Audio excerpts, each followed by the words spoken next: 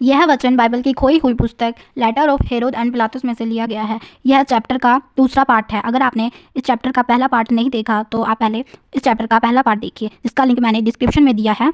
तो स्टार्ट करते हैं। इसमें पिलातुस ने जब हेरोदेस का पत्र पढ़ा और उसके पत्र का जवाब देते हुए लिखता है कि यह जान और देख कि जिस दिन तूने यीशु को मेरे हाथ सौंपा उस दिन मैंने अपने आप पर तरस खाया, और जो 3 दिन के बाद कब्र में से जी उठा और तेरी इच्छा पूरी की उसके विषय में मैंने हाथ धोकर गवाही दी, जिस उसमें क्योंकि तू चाहता था कि मैं उसके साथ क्रूस पर चढ़ाने में शामिल हो जाऊं।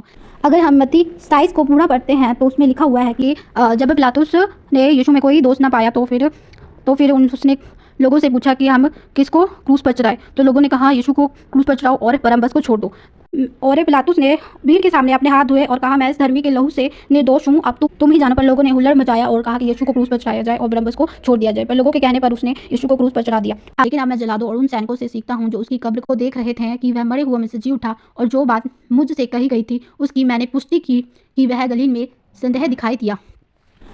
आगे हम 7वें अध्याय से पढ़ते हैं। उसमें लिखा हुआ है कि जब में लिखा है कि यीशु का शव लेने के लिए आया और पिलातुस ने उसे दे दिया, और फिर यूसुफ ने उसे एक गुफा में रख दिया और उसकी गुफा के द्वार को एक बड़े से पत्थर के द्वारा ढक दिया।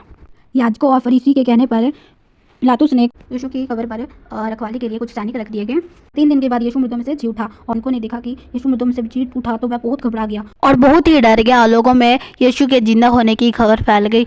जब पिलातुस को पता चला कि यीशु मुर्दों में से जी उठा तो वह बहुत रोने लगा, पछताने लगा, और हेरोदेस को आगे पत्र में लिखता है कि एक ही रूम में एक ही आवाज़ के साथ और एक ही सिद्धांत के साथ और समझदार शिष्यों के बिना बदले किसी भी चीज़ में, लेकिन उसके पुरथा और एक चिरस्थायी राज्य के साथ साहस के साथ प्रचार किया। उसने सुना कि कैसे यीशु जैसे पहले था वैसे ही सेम अपने चेलों के साथ प्रचार कर रहे हैं। और देख स्वर्ग और पृथ्वी मगन है, और मेरी पत्नी प्रकोला ने उस दर्शन पर विश्वास किया है जो उसे दिखाई दिए थे जब तूने उन्हें इजराइलों की दुर्भावना के कारण यीशु को सौंपने के लिए भेजा था। अब जब प्रकोला मेरी पत्नी ने सुना कि यीशु जी उठा और गलील में दिखाई दिया तो वह अपने लोगोनिस सूबेदार और 12 सैनिकों को साथ ले गई जो उस पर निगरानी रखते थे। कब्र और मसीह के चेहरे का अभिवादन करने के लिए गई, जैसे कि एक महान तमाशा, और उसे अपने शिष्यों के साथ देखा। जब उसकी पत्नी प्रोकोला ने सुना कि यीशु मुर्दों में से जी उठा तो वह बहुत खुश हुई, और वह यीशु से मिलने के लिए सैनिकों के लेकर यीशु से मिलने गई, और यीशु मसीह को उसके चेलों के साथ देखकर बहुत ही खुश हुई। रानी प्रोकोला के विषय में बाइबल में भी लिखा हुआ है, जो हम पढ़ते हैं मत्ती 27 अध्याय 19 चैप्टर में। जब वे खड़े थे और अचंभा कर रहे थे और उसकी ओर ताक रहे थे, तो उसने उन पर दृष्टि करके उनसे कहा, यह क्या है? क्या तू मुझ पर विश्वास करते हो?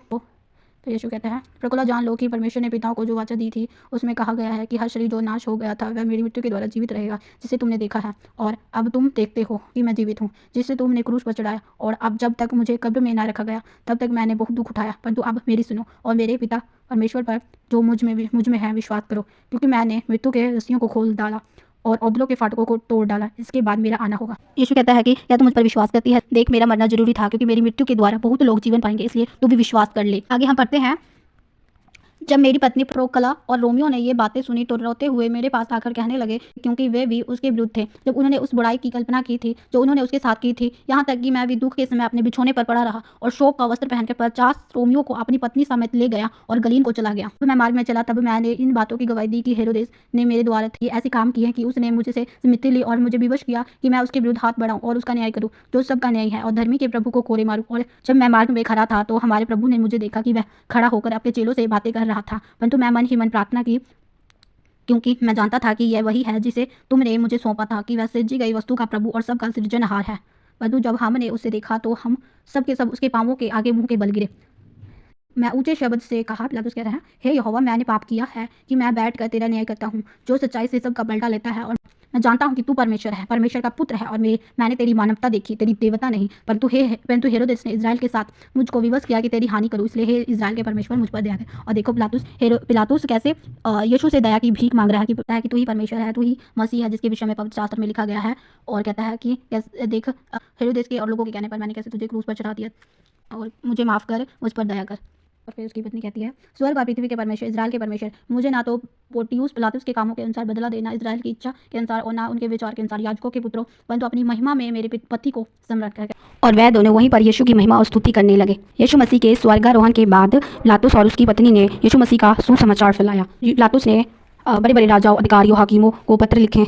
उसमें लिखा कि कैसे यीशु मसीह ने बड़े बड़े काम किए, कैसे उसने लोगों को चंगा किया, बड़े बड़े चमत्कार दिखाए, और कैसे वह मुर्दों में से जी उठा।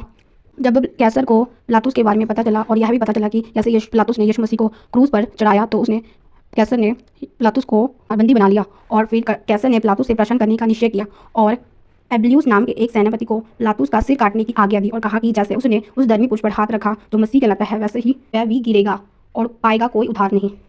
फिर पिलातुस ने यीशु से प्रार्थना की, प्रभु मुझ पर दया की, क्योंकि मैंने अपनी गलती को मान लिया है।